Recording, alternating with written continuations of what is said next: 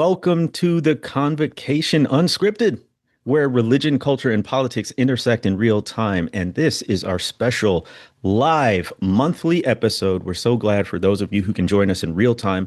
I'm one of your hosts for this episode, Jemar Tisby, joined as always by Diana Butler Bass. I'm so happy to be with y'all this week. Kristin Du Mez. Hey guys, good to see you. And Robbie Jones. Hey everybody. Let's see if I can get this next part right. We're scholars, 3 historians and a sociologist who explore how religion shapes how America's past and present. Almost got all the way through, but I just wanted to make sure that we got Robbie down as a scholar too. Thank you. Obviously, we're responding in real time to the events of the day where there's no prep, there's no scripts. This is just raw, unfiltered conversation. That's why we call it the Convocation Unscripted, and it's even more unscripted live. And this episode's officially in session. It's good to see y'all in real time at the same time. Yeah, that doesn't happen very much. And we're all in our places, too. That's true. We're all home base right now. You know, I'm going to throw a wrench into our plan. Not that we really have much of a plan. This is very unscripted. But I just remembered that we have an urgent matter that we need to attend to. So I think I know what you're going to talk about because we left it off the boards last time the 4 of us were together. I got a letter from a devoted listener about a week and a half, maybe 2 weeks ago, issuing a complaint about our podcast, a concern, really. And their concern was male domination. Specifically, the fact that Diana and I never do the intro and that we always leave it to Jemar. And when Jemar is not available, Robbie picks it up. And it just felt kind of out of kilter. So here we are to address this. In fact, Anne and I never want to do it. It was my idea. Very early on, we took turns every week. And then we'd always have to be like, oh, where is it? The script. And you only doing it like once every 4 weeks. So you didn't really get it down.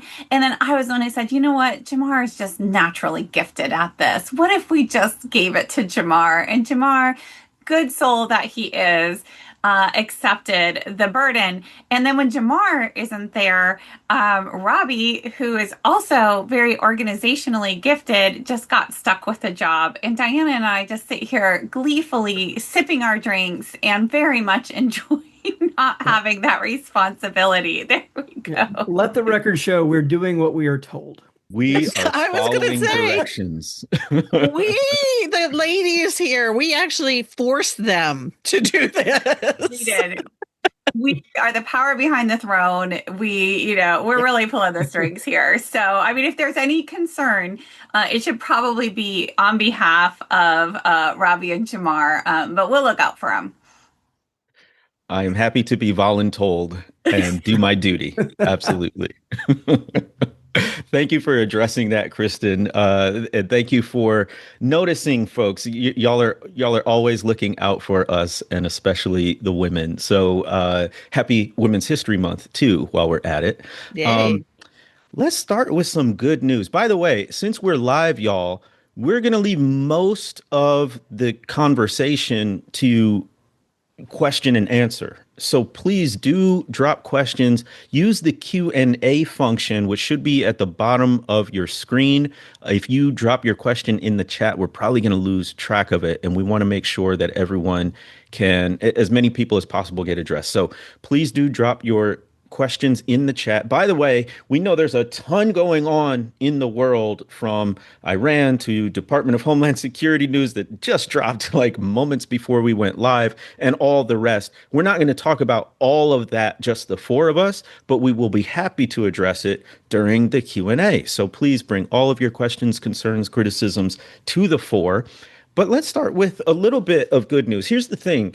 We, especially folks like on this call who are joining live, we have been vigorously active, whether that's on social media, donating, marching, protesting, calling senators and Congress people, praying, all of the things. And sometimes it makes a difference. So, Robbie, you at PRRI have some new data that should be encouraging to us. What do you got? Well, yeah, I think we've been looking for cracks in the facade. I think and with all of the, and just let me say again, like this is not about Republican versus Democrat. Like this is really about an attack on our democracy by the person who's in the White House, whoever they may be. I would be looking for cracks in the facade if it was a Democrat doing all of this stuff, to our country, but it's not. It is Donald Trump and his administration. And we've been looking at favorability of Trump, and we've been tracking it since 2015, actually. So we have data that goes all the way back before Trump was even president, and by religion. And so we just got hot off the press data back, and it is data that is post Minnesota and ICE attacks in Minnesota, but pre-Iran, right? So just to be clear, we were out of the field before any of the Iran stuff. So it's available right on the homepage if you want to check it out or look while I'm talking at prri.org. It's the first thing in the carousel there on the homepage. But we have long trends, and I would say that there is good news that we are seeing some drop in Trump's overall favorability rating. We currently have it, all Americans, February 2026, at 36% favorable view. So that is not quite the lowest we've ever seen it, but it's down there. Just as recently as the fall, it was up at 40%. So that's a 4-point drop just since September, in that early fall period. But what's interesting, I know all of us are thinking about religion. So where are religious groups on all of this? And I will say, first of all, that there's really not a lot of movement among white evangelicals. There's still about 7 and 10 approval. But we are seeing some volatility and then actually some decline. Prior to this last poll, we were seeing some volatility among white non-evangelical Protestants. So think Diana and the Episcopalians, but they have gone from 54% in September, still a majority approval of Trump, and it dropped to 45% in this last poll. So that's a big move over a fairly short amount of time. The other group that I would highlight here, and just by the way, as a reminder to everyone, that white mainline or non-evangelical Protestants voted about 6 and 10 for Trump. So that fall number at 54% is, closer to where they voted. We're now down to 45% favorability. The other place that I want to highlight is among Latino Protestants. This is also a group that voted about 6 and 10 for Trump. And we are also seeing a drop among them. Again, in September, they were 48%. They're down 11 points to 37% in our last poll. So we are seeing, I think, some effects, particularly in some Christian groups. Most of the rest of them are fairly stable, but those two groups are two Trump-leaning groups. Again, each voted about 6 and 10 for Trump and are showing big 9, 10, 11 point drops over the last period. So some of, I think that is mostly just the sheer brutality of all of the ICE invasion of Minneapolis and the surrounding area, and just all of that, and clergy standing up and clergy getting arrested. And I do think that's having an effect. Yeah, there seems to me that those numbers are just so rich narratively. So you start looking around, you start saying, well, what's going on here? And, obviously with the Hispanic vote, those are Hispanic Protestants are mostly going to be evangelicals, but there's going to be some that are in non-evangelical churches as well. And to see them shift so much, and that makes a lot of sense with what's going on in the ways that they're being targeted. And I think an important part of the narrative going on there is happening in Texas and what's happening around James Tallarico's primary win just 2 nights ago. Because when I was listening to some of the early commentators looking at the vote as it was coming in, and Tallarico was apparently getting a lot more vote out of the areas where there are large numbers of Hispanic evangelicals. And what I suspect was happening is that Hispanic evangelical men were voting for Tallarico. And there was some indication that they were responding to the religious framework he was putting on his campaign. So I think that's really something worth watching, especially in places around the border, in places with high Latino and Latina evangelical Protestant populations like Texas. Yeah. So go ahead. Oh, I just want to jump in on the just so I was giving you Latino Protestants, which is the most conservative end of and there's like an 11-point drop among that more conservative group. Among Latinos, overall, Trump's favorability is now 24%. Like that's pretty remarkable. That is really low. Yeah. And again, it was at 30% just in the fall. Now it's 24.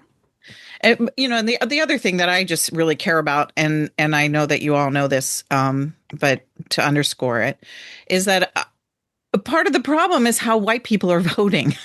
And it's very important to get white religious communities to understand what is going on here and to change those minds. And for years and years and years, politicians have been going after white evangelicals, and the white evangelical vote has changed a little, but just a little, and it mostly has stayed pretty robust in favor of the hardening of MAGA and the hardening of Trumpism, and where there's always been some fluidity, and I've been yelling about this for 2 decades now, is among white non-evangelical Protestants who are not voting for Republicans for the same reasons. They're voting out of nostalgia. And if that group of people see and understand how deeply the Republican Party has changed and has betrayed their primary values, things that they really care about, you can swing that group of white folks. And it's about politics in that kind of context, but it's really about our democracy. It's about people really seeing what we're in danger of losing here. And I was really excited to see that number. And also, there's been so much amazing on the ground action. Just this last week, there were almost 2,000 Methodist clergy people on Capitol Hill. A lot of lay leaders too. It wasn't just all ordained clergy. And they took up 3 churches, had huge worship services. They were doing teach-ins about immigration, and they went and visited all of their different reps. There were people from all over the country, and they were lobbying their Congress members and their senators. And I know lots of folks who were there. They said it was incredibly exciting. It was a great show of solidarity. And if you think about that, 2,000 clergy folks coming from a denomination that's actually been going through a lot of change because they went through a split recently. So they've got plenty of work to do at home, back at their churches. But these people came to D.C. to stand up for the least of these and to stand up for Scripture and caring for their neighbors.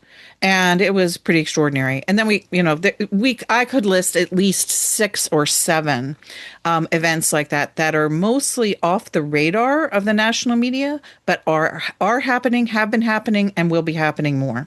Yeah. And just let me double down real quickly on the white evangelical number. So I said they're at 69% approval of this president right now at this stage of his presidency. That is exactly where they were when he first got elected. It's, waves a little bit, but I mean, they are 7 and 10 still supporting this president, knowing everything that they know. So you're exactly right. I mean, the sort of thought of like most of them are just locked down, right? So if you're really looking for groups that might be movable, might be seeing something other than just what, the party wants them to see, it is the non-evangelical Protestant, kind of white Protestant world. Am I remembering correctly that not all white evangelicals are white Christian nationalist adherents or sympathizers, but about 2/3 are? That's right. 2/3. Yeah. So, I mean, it looks pretty close, right? 2/3 are white Christian nationalists, 69% support Trump. I mean, so that Venn diagram has almost no, space between the supporters of Trump and the Christian nationalists. I think too, we could kind of flesh it out even more and look at, distinct issues too. And that's where you'll see, right? It's not just a loyalty to Trump in some abstract sense, but on issues like immigration and border patrol and police violence, law enforcement, Concentration camps. right. On all of these issues, Yeah. you also see that very strong alignment. And so, once again, this is not, for those holding strong, two-thirds, this is not a hold your nose situation. It is that Trump is doing exactly what they think should be done. I think it's worth noting just briefly that while I talk about Tallarico, talking about his, putting faith so front and center in his campaign, part of the reason I think that's unusual is you just don't see as many really, I think, gifted white men going out and doing that kind of thing. And it is worth noting, of course, that Jasmine Crockett is an amazing person of faith and that she also was talking about issues like that. But when we start talking about a Black woman candidate and we're looking at all of this diversity and the colliding, streams of race and gender, there's a lot to unpack there, and that part of it makes me less than happy, makes me kind of sad actually, but it also reminds us that there is a coalition of people who can really be brought together on all of this, and it's going to take some very skilled preachers, folks who are willing to talk about these issues, and politicians to try to bring that together and remind people of the beautiful diversity, I think, of the kingdom of God. But so I wanted to say something really good about Jasmine Crockett because I think she deserves it in every possible way. And yet Tallarico did get a big microphone on this, and probably one of the biggest microphones I've seen in for a political candidate in a long time. And we should note that Jasmine Crockett's seat in Congress, Freddie Haynes II won the Texas 30th Congressional District Democratic primary. That's her pastor. Yeah. He is a preacher. He is an incredibly powerful preacher. You can look up clips of Freddie Haynes talking in the wake of Charlie Kirk's murder, and just being very prophetic, and took a lot of fire for that.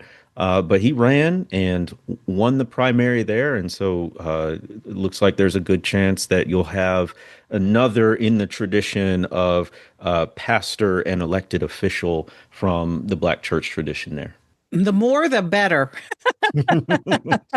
And he is very intelligent, very solid. So I look forward to his being in that role if he wins the election. So thank you for mentioning that, Diana. I will say I'm in touch with a lot of Black activists and advocates, including some folks who worked on Jasmine Crockett's campaign and were on the ground in Texas. And it is a very mixed feeling. I'm just tell y'all honestly, where Jasmine Crockett has become one of the most outspoken and courageous people in Congress challenging this administration, and has faced a lot of threats and blowback. It has cost her immensely. Yeah. And the whole electability conversation, where if somebody speaks gently, if they come in a demographic package that seems more palatable, then it all of a sudden moves to a conversation about what people are more used to, or what's more comfortable, or what they think is going to win over more white voters in particular. And then, the qualifications of this accomplished track record of fighting and pushing for the right things, that sort of gets passed over. And so the conversation now among these organizers is not, we throw up our hands, don't want to participate anymore, but it's about the rank and file. It's about the grassroots folks who, a lot of them did mobilize for Crockett. Will Tallarico be able to mobilize those Black voters? Is the strategy Can we pull some people on the right a little bit to the left? Or do we mobilize the base in the sense of getting non-voters out rather than trying to persuade people? And I put in the chat, I'll be very interested to see how Talarico engages with Black voters in particular, even as the Latino vote is incredibly important in Texas as well. So that's just a little perspective. It's in a sense, it's a good problem to have where you have two really qualified candidates that you can get behind. But there is always the race and the gender thing, and quote unquote, when will America be ready? Well, we got to make them get ready at some point. Yeah. Yeah. And I think that as a woman, even though I'm a white woman, boy, sometimes it's hard. I mean, I see a male candidate like James Talarico, and he's saying things that I've said for 20 years. And all of a sudden, the media is paying all kinds of attention to him. And it's like, well, what am I? Yeah. Cold toast, and these are real things, and they really do intersect with real politique, and we have to walk into this, I think, with our best intentions, our greatest skills, our deepest passions for one another, really wanting to create the kind of community we're dreaming of, and figure out how to get our hands back around something that resembles a democracy. Yeah. I'll say one other thing too. I've talked to a couple of reporters, and they were asking questions like, "Wow, are Democrats going to have more candidates like this who can speak about their faith?" And I was like, "Have you not talked to Raphael Warnock?" Yeah. Like, Right. but it was because he's white, right? It's like what they really were. The subtext of the question was, are Democrats going to have more white candidates who are talking this way, right? Because I was like, it's almost like, oh no, well, he's just a black preacher, doesn't count, or something weird like that. But I was like, wait, like there's a whole slate of people like that. You mentioned Freddie Haynes, and Or Barack Obama, if you want to go back there. Or, actually, the first thing that I ever wrote that went viral was back in 2016. I did a little blog post. I was blogging at the Anxious Bench on Pathos back then, and just playing around with tools of linguistic analysis. And so I just did a quick comparison with the help of a research assistant, an undergrad who was in linguistics. So we just ran this little comparison of a sampling of Donald Trump's speeches and Hillary Clinton's speeches. And then we looked at religious content, mentions of God, and all of this. And somewhere you can find it; it's still out there.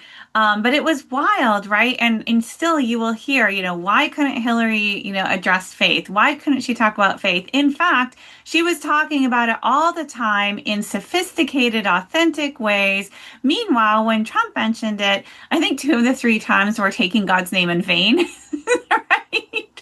Like it was just like non-existent, right? We all know kind of where that goes, but it's important to kind of step back and remind ourselves, that that this narrative is strong, but it's not just what people speak, but it's what people hear, what kind of counts, and from whom it counts and counts more. And I mean, in politics, we're in a bit of a bind, right? Because you need to win elections. We really need to win elections right now. But are you just reinforcing these prejudices? It reminds me actually of a conversation that's happening this week inside white evangelical spaces, actually. There's a new book that just came out by Preston Sprinkle. And he it's called From Genesis to Junia.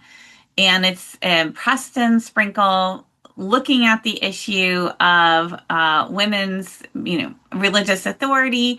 And turns out, spoiler alert, he moves in this book from complementarianism to a version of egalitarianism. And it's getting quite the buzz on social media, mostly actually from egalitarian critics who say, well, thank you for this. We're glad you made it.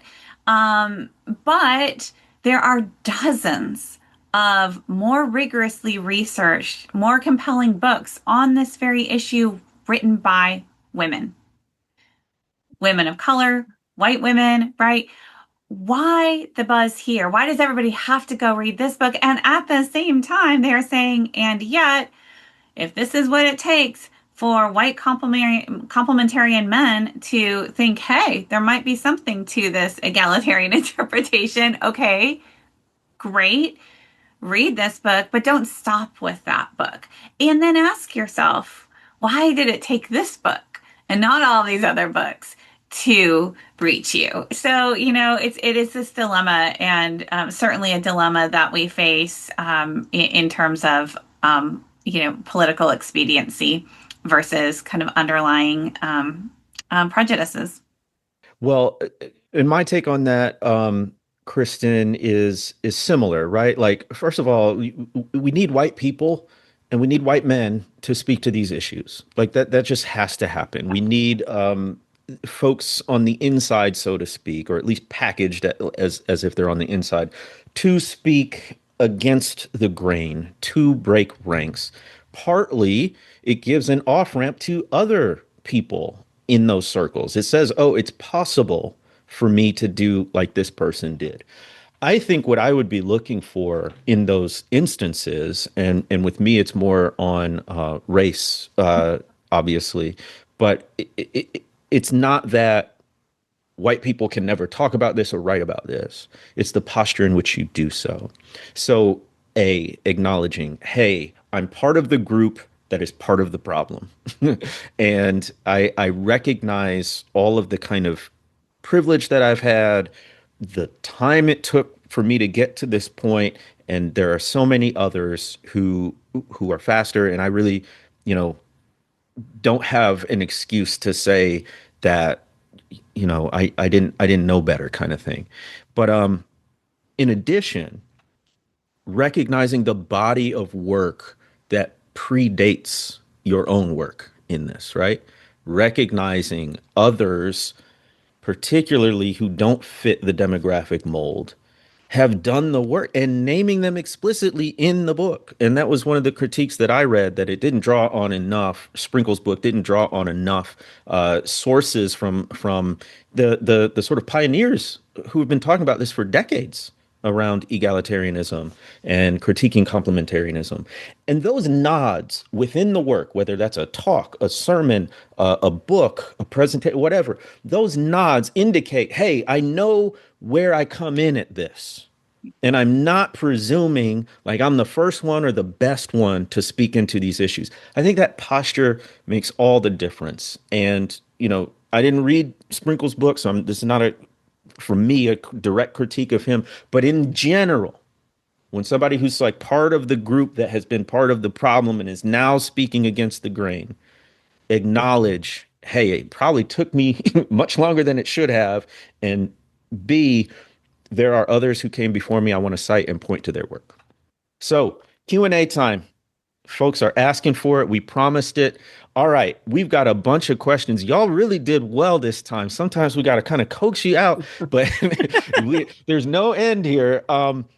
There's a bunch of questions here. Does anybody have one? I think folks are eager to hear about our takes on Iran. Yeah. So here's one from Christy. The attack on Iran feels like a breaking straw for me. Too much violence in God's name. And let's just kind of give our initial reactions on waking up Saturday morning to an unapproved war. Well, it was slower coming than I thought it might be. That was sort of my thought. I am surprised they didn't launch something this big sooner. So that was just my first thought. So there was this like, oh yeah, here we go, sort of feeling. Yeah, I think for me, I will say that in general, I think as a historian who has read a lot of history of the 20th century, I'm always reluctant to kind of have a hot take on foreign policy moves, because what history teaches you is you have no idea the consequences of an action for months, if not usually years after, right? And so I'm watching more than I'm weighing in at this point. I will say, it is deeply disturbing to have this level of military action taken without approval of Congress. And so when you have somebody like Trump or anybody in the Oval Office who has whatever motivations, and those motivations are open for question. I mean, we've got many of them on the table as to why this was done. So it's anybody's guess, really. Yeah. And with Trump in particular, you need to look at various levels. It's not just kind of partisan advantages. You're wondering, like, what's going on under the table here? Who's benefiting? Follow the money. What alliances are we not aware of? Who are our actual allies here? And then there's obviously the cost involved in terms of, most importantly, American lives and the lives of Iranians. Dozens of school children. So at what cost? And then there's the financial cost of, for somebody who campaigned on keeping America out of war, and, returning money to the pockets of taxpayers. That's not what's happening here. And it's only going to get worse. I'll just say, nothing good. But also, I think we are only beginning to have a sense, and not even yet, for what this will mean. Well, I'll jump in, Jamar, and I want to hand it to you. I want to hear your thoughts too. But I'm just reminded that crisis is always the authoritarian's friend, Yes. right? Whether it's a manufactured crisis, an actual crisis that gets exploited. Here, this is definitely a war of choice. It was not a war of necessity. And so, you ask why. And I think it's just part of the continued drumbeat of crisis. Because when you have the drumbeat of crisis, you can make all kinds of arguments about, I need extraordinary power. These are extraordinary times, so the normal rules don't apply.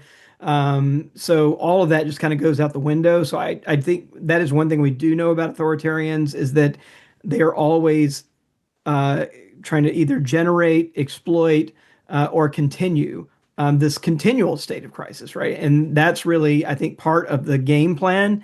And if this comes up and comes down, um, uh, there'll be another one, right? Because I think that's the playbook, is to kind of keep the crisis going, so everybody's kind of off balance. And I will say this again, you all have heard me say, like I keep saying, we just need 6 righteous Republicans in Congress, right? That's all we need to stop most of this nonsense, most of this violence. And we don't have them. And we not only don't have them, we got Fetterman voting with the Republicans against the war, the kind of enforcing the War Powers Act, right? So we had an actual vote in Congress about whether just to invoke it, right? The War Powers Act, to just make him get permission. It wasn't about stopping the war. It was just about invoking the principle that the president should have to consult Congress before declaring war.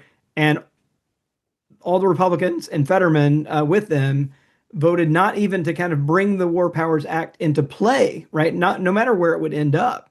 And so I think that tells you again just what a disaster this Congress is, just in terms of like upholding constitutional principles, their own responsibility. Like, we elected them to be one of 3 parts of our government, right? That's supposed to check.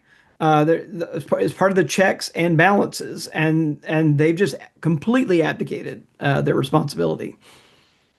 I have strong feelings on this. I don't trust a thing this man does. I don't trust his motives as far as I can throw him. And I don't trust that he has a master plan behind all this that we don't know about. My biggest concern, the loss of life that inevitably comes with war, with dropping bombs on people, the instability of the entire region is one of those things where it's so fragile that if you disrupt any part of it, the whole thing can collapse. And by the way, can activate actual terrorism across the globe, instigate it. And like Robbie said, like this is a choice for them. There was no imminent threat. They chose this time to pick a fight. And Iran is not Venezuela, not some of these other countries that this regime wants to pick on. They're fighting back, and they can do it through proxies. So the other thing, I'm incensed that this group of so-called leaders is so gleeful about violence. They're like children with toys, but the toy is the military and the ability to kill people. Yep. What on earth? Never, ever would we allow people like this to be in charge of a school, a city police station, a city council, and yet they are in charge of the federal government, the biggest military on the planet, and they are wholly unqualified, and we can't find 6 righteous people on the other side of the aisle to do a darn thing about it. Yeah. And I don't know how they're thinking of this, what's in their minds, what's in their heart. You don't even have to agree on policy, but can we follow the rules? Can we at least do that?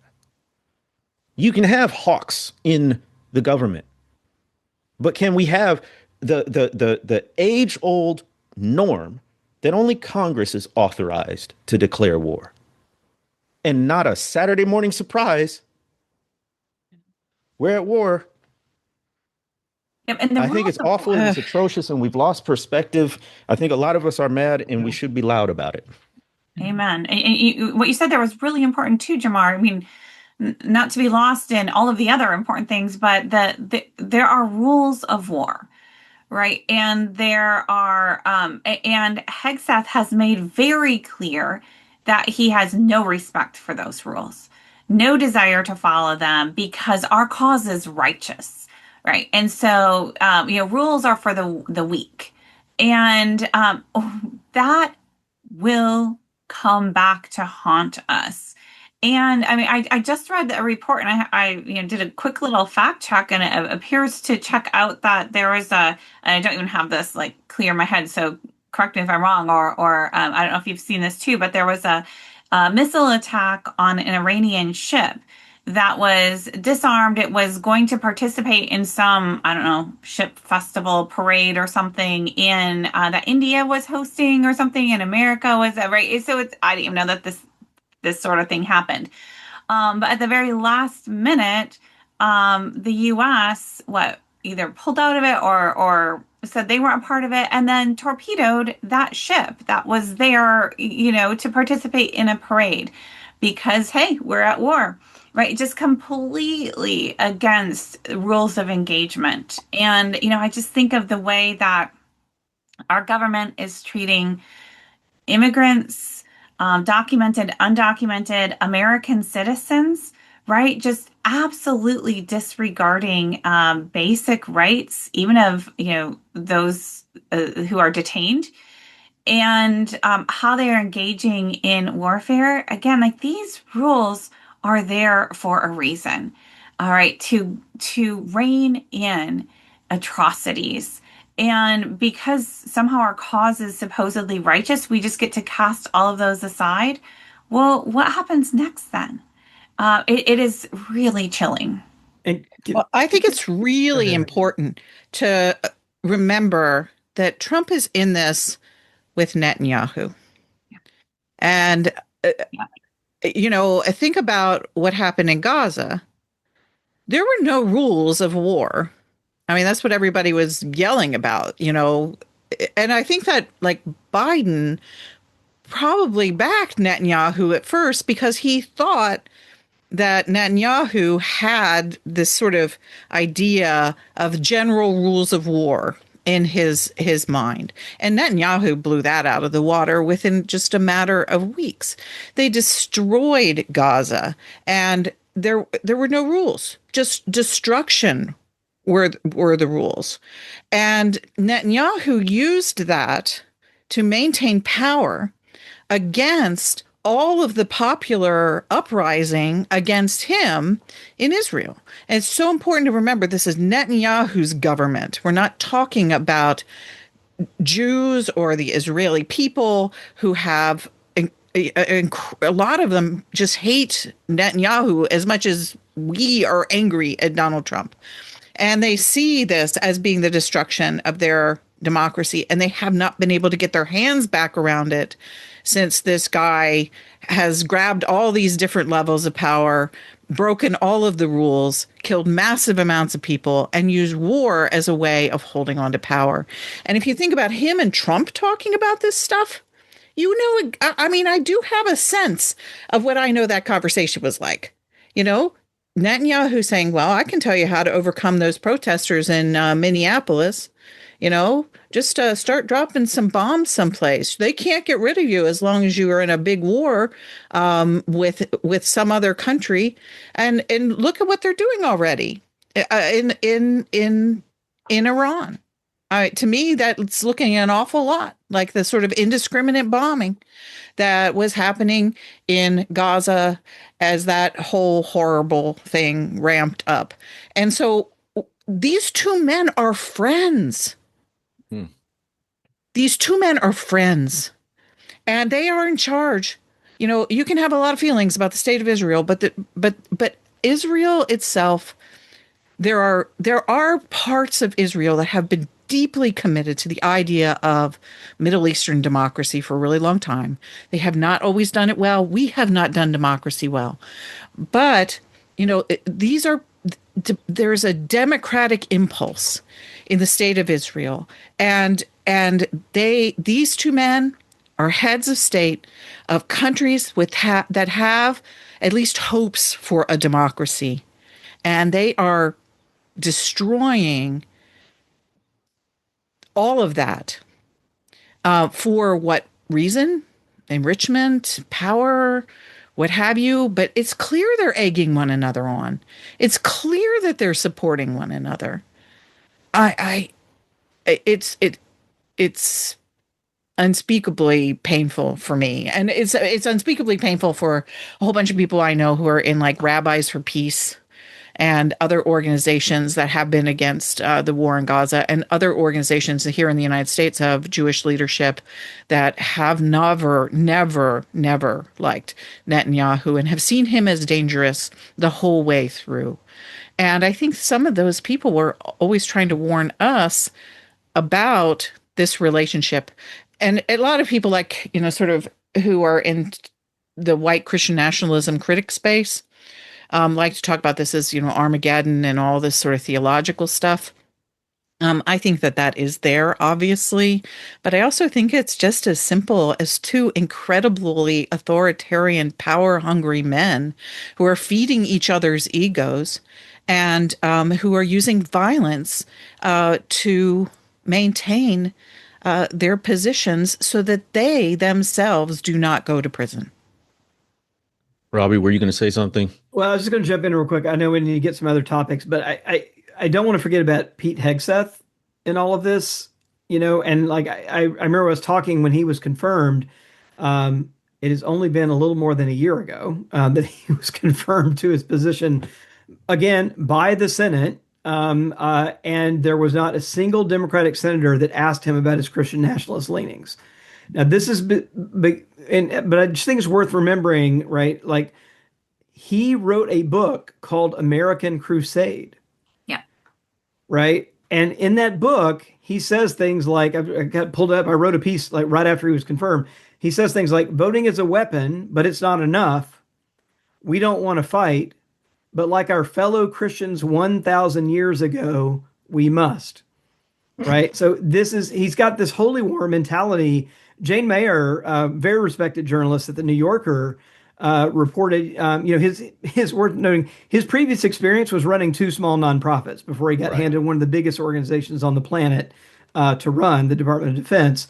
And he had complaints lodged against him that he got into a drunken stupor at a bar and was yelling, "Kill all Muslims, kill all Muslims," and had a formal complaint filed there. He's got a Crusader tattoo on his arm, Jerusalem crosses on his chest, a Crusader sword on his arm, and on his bicep it says Deus Vult, right? It's God wills it, which is the same thing the Crusaders were chanting back in the medieval period, and is also the same thing that, for example, a killer did yelled in New Zealand before he opened fire in a mosque.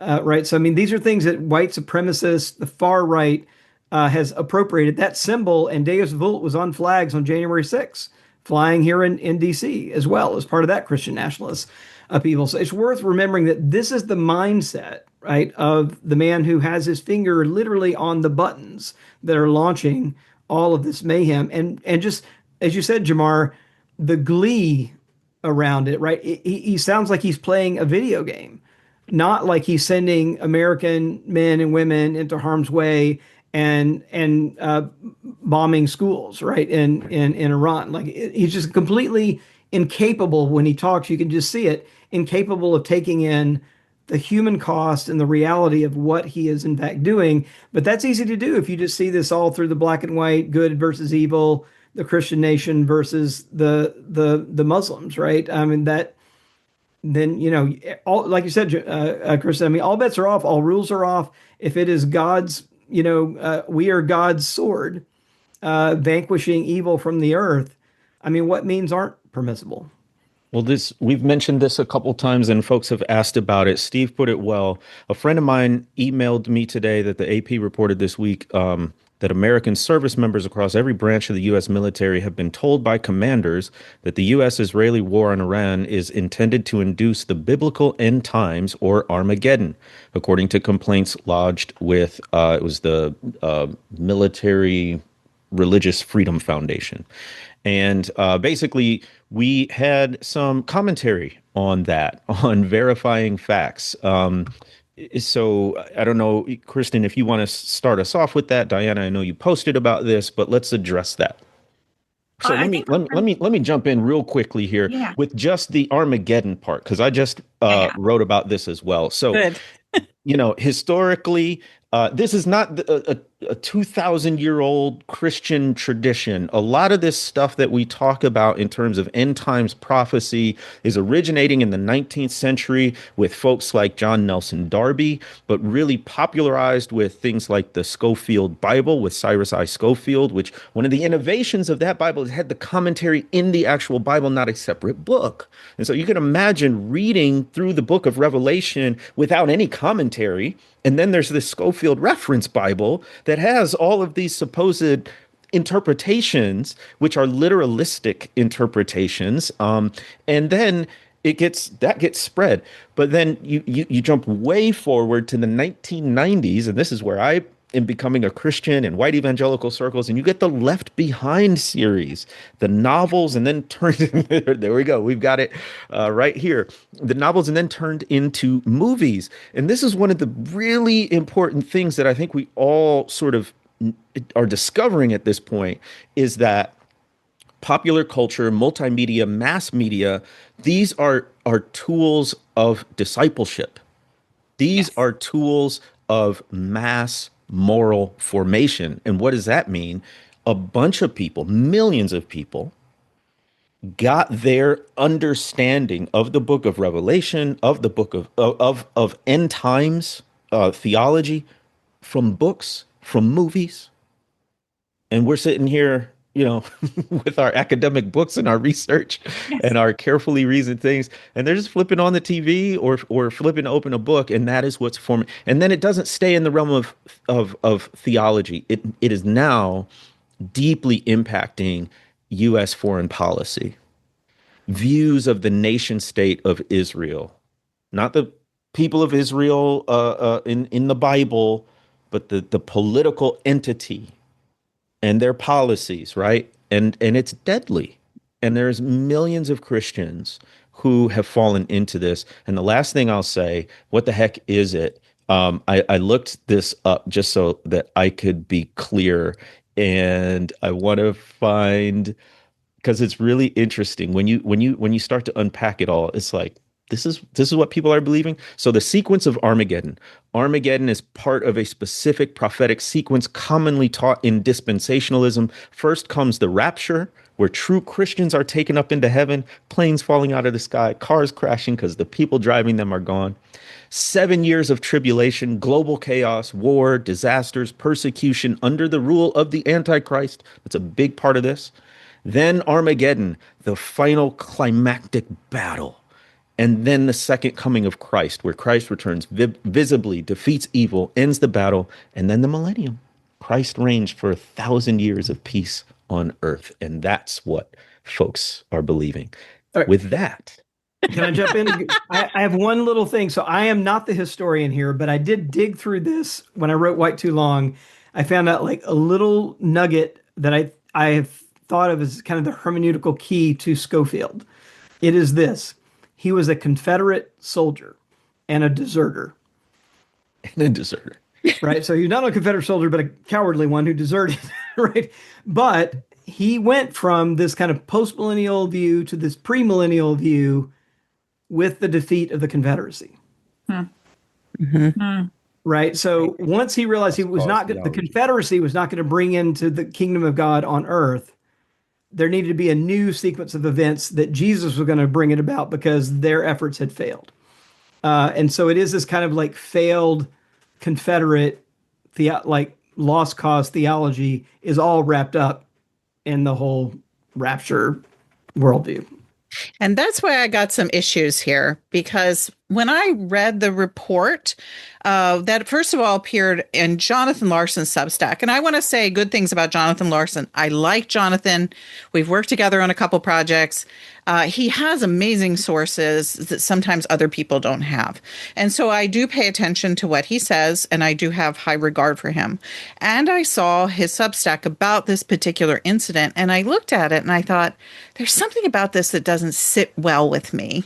And so I didn't repost it over on BlueSky. I instead started just asking other people that I knew would know about it. Summarize exactly what he was saying, Diana, for that he said that he had gotten a report from Military Religious Freedom Foundation that more than 110 people, that's where it started with 110 reports, had complained to that organization alone, that military commanders all over the United States, different units, etc., had said that this war was to initiate Armageddon. And so Jonathan then turned that report from Military Religious Freedom group into a Substack. And I started seeing it on BlueSky. I started seeing it on the notes section of Substack. And I read Jonathan's piece and I thought, well, this doesn't make a lot of sense. And it doesn't make a lot of sense for what Robbie was just saying about Pete Hegseth. Because Pete Hegseth is not a dispensationalist. Pete Hegseth is not an Armageddon kind of guy. Pete Hegseth is a dominionist Christian Reconstruction guy who is dreaming of a 200-year plan to create patriarchy and a perfect biblical society here in the United States. He does not want to destroy the world. He wants to control the world. And so that's a whole different kettle of fish. Pete Hegseth is not a good guy, but Pete Hegseth just wants to, what he wants is he wants to kill all the Muslims so that he can have more Christians to set up the kind of government that he wants so that he can oppress gay people and control women and do all that sort of stuff. Yeah, we don't need Jesus to bring back the Confederacy, right? We can do it ourselves. Right. You could do it yourself. And you do it by setting off big bombs and having really manly men who are your warriors who scare everybody else to pieces in order to get them to be on your side. And so that was what I was thinking when I was reading it. I said, this makes no sense. Of course, there are crazy people in the military who do believe in Armageddon. Years ago, but when she was in Congress, and I'm still friends with her, she's retired now. Lois Capps was on the congressional committee that oversaw the military institutes. And at that point, she and I had several incredible conversations because the military institutes, there was this sort of growing interest in this apocalyptic theology that was being talked about among a lot of the young cadets. And Congress was trying to get their hands around this. They didn't understand religion. They didn't really understand what was going on. And there were several big congressional investigations into this kind of born again, apocalyptic, Armageddon type religion that was being dispersed through especially the Air Force Academy. So we know that is there. It is there. That is proven. There's congressional records about that. And there's also congressional records about all the people who got fired because they had broken different policies and laws related to the separation of church and state and the diversity of the military. And so that is happening and that is real. But is that what's happening here? And I think it's really important for us to not just jump to what we want to be true, but to have our be clear-eyed about what is true. And I actually think what is true is worse than Armageddon. I think what is true is that these people are wanting to control the government for a very long time, and they're wanting to change everything about the world. And they don't want to blow it up because they want to be on top of it all. So I was not convinced. And then it turns out that there's pretty thin sourcing for the Jonathan Larson piece. There's no outside confirmation other than what one reporter, Jonathan, has been told by the Military Religious Freedom Foundation. Now, and the Military Religious Freedom Foundation is not answering questions. And as a matter of fact, what's now happening is that numbers on its website are being inflated. And so it's not just 110 reports, it's now over 200 reports. Now that could mean more people are calling in, or it could mean people are making stuff up and calling in because they want to be part of the story.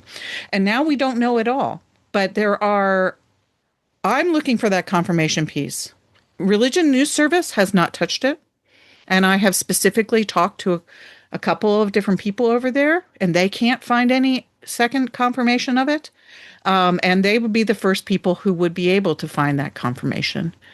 So I'm skeptical about this particular report being any more than something that's maybe anecdotal in maybe one or two places that got sort of clickbaited and blown up.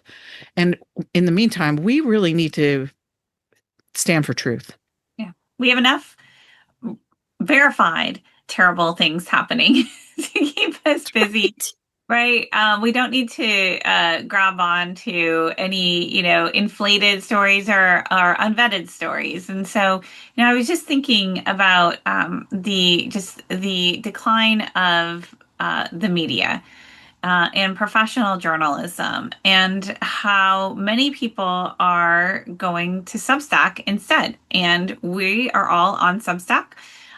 You all read us on Substack. We're very glad that you do. But I was just working on a piece actually that I haven't published. It'll probably take me a week or two because of travel. But I will put it up. But the cost of these attacks on journalism and the massive cuts at the Washington Post, at other outlets, local journalism, and a reminder that, while we write on Substack, we are building on the work and amplifying the work and weighing in on the work produced by professional journalists. And of course, Robbie is out there in the field doing studies as well. And we're each doing our own kind of disciplinary research. So we're bringing things to the table as well. But in terms of contemporary events, I was just thinking that when I was wrapping up this, my current book, Live, Laugh, Love, and got into some trouble that could not be avoided because my footnotes are 25,000 words long.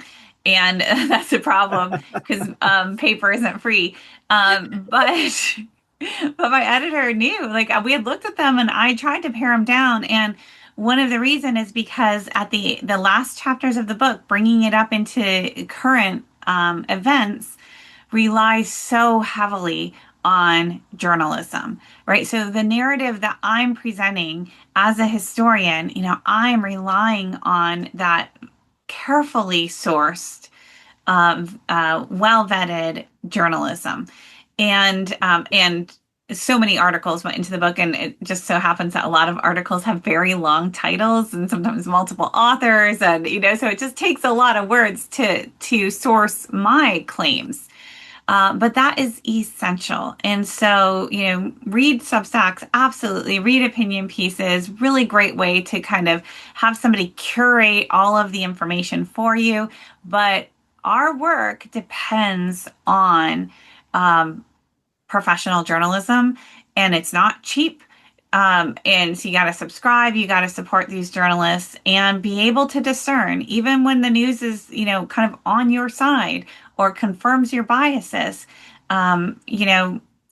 Just be like Diana. She read it and said, wait a minute. This doesn't sound quite right. And then she took the next steps and reached out and resulted in, even though, I mean, you could share, you got some attacks on BlueSky when you challenged it, but also resulted in a kind of correction, right? Yeah, I hated what happened in BlueSky, and I eventually took it down because I've had too much going on in my life and I'm getting too old for social media, I think. And so anyway, but people were coming back to me with interesting comments. One of them I do want to mention because I think it's important for folks here is someone said to me, oh, well, you're worried about people having pure lines about their theology. You shouldn't, because theology is messy. And yes, I do agree with that. Theology is messy. People aren't very neat often about their theology. But you've also, if you don't think that people are neat who are Christian Reconstructionists, you have never met a Christian Reconstructionist, because that is the one group of people who know their theology and who do not vary from it.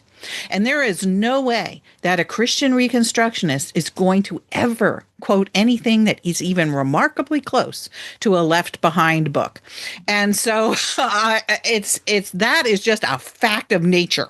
And so some theologies are very neat, and Christian Reconstruction is one of them. And that's the church Hegseth goes to. That's Doug Wilson, who's influencing the Pentagon.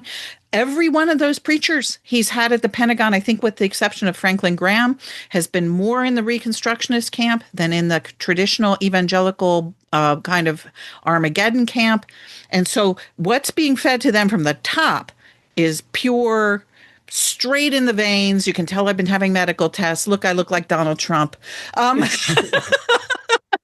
Straight in the vein, the blood of Christian Reconstruction. And it is not about Armageddon. Now, like I said, some commander somewhere might have a different idea, but that's not coming from the top. So what I did, though, is that I was seeing stuff like that online. So I was seeing what the critique was, and I was just too tired to deal with it all.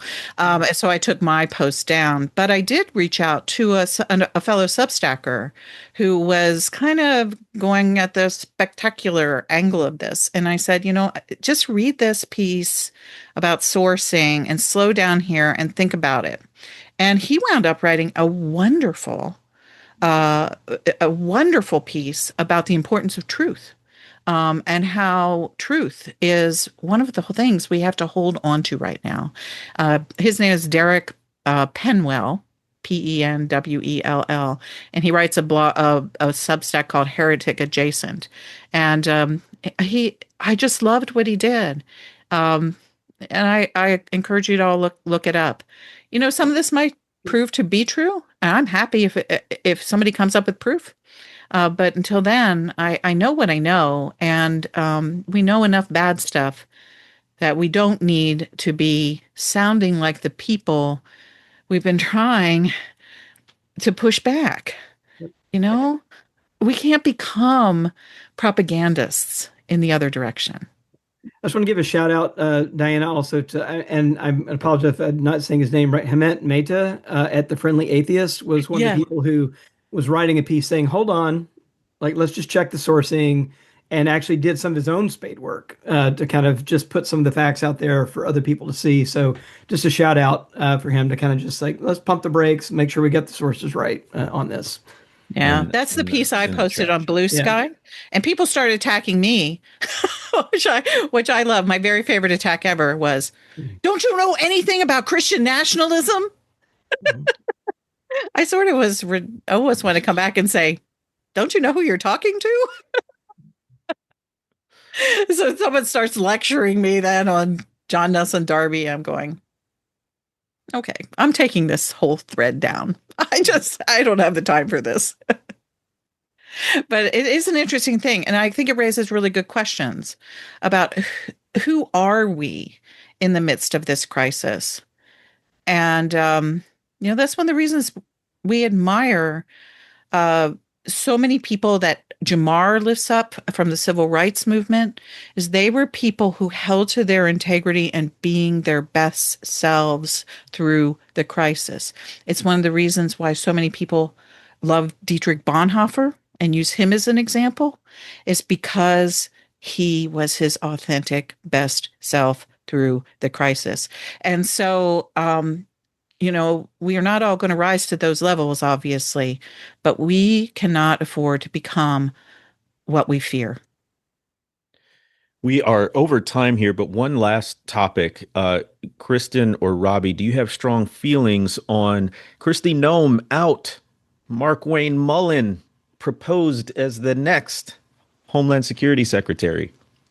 Go for it, Kristen. Oh my gosh. I mean, already is making my book outdated before it even releases because I talk about Kristi Noem in the conclusion. But no, I mean, it's still a work of history. So it stands. But honestly, I'm a little curious because I mean, Kristi Noem has been in the news a lot, but it doesn't necessarily follow that a member of Trump's administration who is, caught having affairs, who does any number of untoward things, who is plagued by scandal, who is giving deals to her friends, who are like all the things that isn't always a deal breaker. So I'm curious right now, and again, it's just breaking news, so I don't have a clear handle on this, but I'm curious what the breaking point was. At what point she ceased to be useful to Trump. And I see that there's some debate over, she claims that Trump actually asked her to spend $200 million on these ads for Homeland Security. We've talked about the ads. They're terrible, right? And apparently that is being contested. People are saying that Trump did not. Well, I mean, I remember this was covered by Rolling Stone a year ago. Where she was saying that Trump had asked her to spend $200 million on ads before she'd even spent it all, and interesting detail that he wanted her face in them. Now, so she's on record saying that back in February. So he said, she said, I'm not going to side with either, but I don't know exactly. I don't have a great handle, during this kind of breaking news on what was really happening here. Well, we will let Kristi have the last question here. She asks, as historians, how do you keep from being utterly discouraged by the repeated cycles of destruction and corruption that have happened when the church is in positions of power, when people within the church have power? So I can't answer for all of us, but I'll just say this. This is sort of what inspired my latest book, The Spirit of Justice. What amazes me as I look at history, and I think what being a historian does is it helps you recognize patterns, help you recognize cause and effect. And what amazes me is not the evil that is done. Unfortunately, that is always part of the pattern. What astounds me is that there are always people who are willing to resist that evil and never give up. There's always this spark of hope, this firm conviction that tomorrow can be better than today, what I call the spirit of justice that rises up within people. And right now, I think that's what we cling to. There was a question in there about community and how we cultivate community. I just got to say, best I can tell y'all, this is the work. This is what it feels like. It feels like hopping on a Zoom call with lots of like-minded people, venting, asking questions, being confused. There's no neat bow to wrap on this thing. But just because it feels confusing and open-ended and hard, it doesn't mean we're doing it wrong. It might be that we're doing it exactly right, and this is just what it feels like. And the key is, I'm reminded of this passage from the book of Hebrews. Do not give up meeting together as some are in the habit of doing, but encourage one another day by day, and all the more as the Lord's coming returns. So that's where we are, y'all. This is what it feels like. You are doing the work. You are making sure that you are gathering with people, that you aren't giving up on hope, that you aren't giving up on resisting this, and that the spirit of justice lives in you. Thank you so much for joining us on this episode of the Convocation Unscripted Live. We do this monthly, so tell all your friends about it. Make sure to subscribe at theconvocation.substack.com and keep up with all of our individual Substacks. If this meant something to you, share it. Let other people know. Widen the circle. We'll see you next time on The Convocation.